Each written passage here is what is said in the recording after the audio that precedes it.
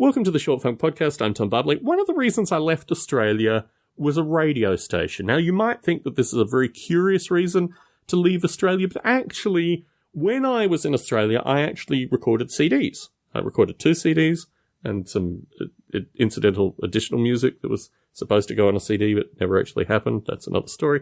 But anyway, in producing these CDs, I sent them off to radio stations. And strangely, the radio stations that played them, there was a local community radio station that played it, but also the national classical music radio station played it. But in contrast to both of these, the one station that I really would have liked to have had some degree of radio play on, but didn't for a series of really very curious reasons, was a station called Triple J. Now, Triple J is pretty omnipresent in my friendship group. My brothers still listen to it. A number of my friends in Australia listen to it.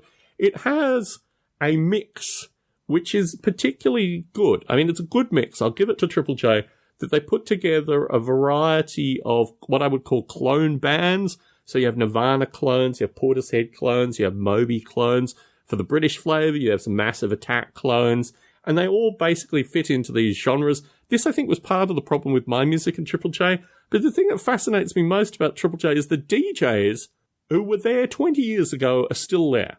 They still have their jobs. And they produce basically, I mean, some of the music has changed, but a lot of the music is actually compatible. I mean, if you look at the Nirvana clones, that's pretty compatible with 20 years ago.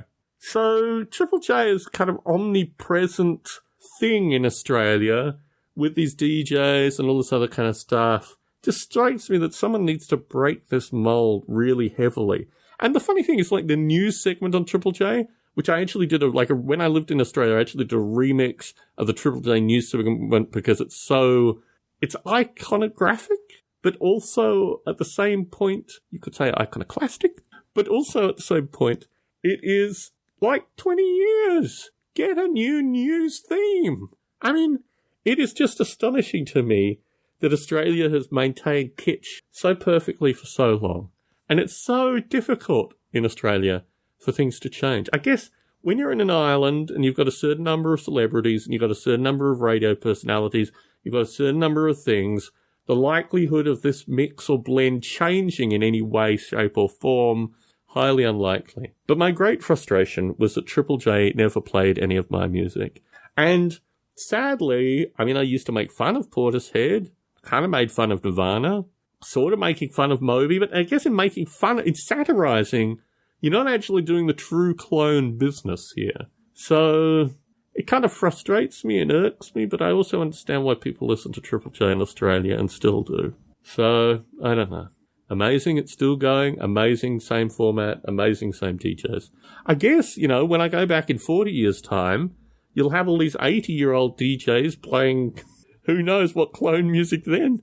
But, they may even be still playing Nirvana clones and Portishead clones and Moby clones and all these kind of things. Astonishing. Absolutely astonishing. But it persists to this day. And in terms of going back, in terms of travelling back in time, but not actually travelling back in time, Triple J is where it's at. Tom Bublé in San Jose, signing out.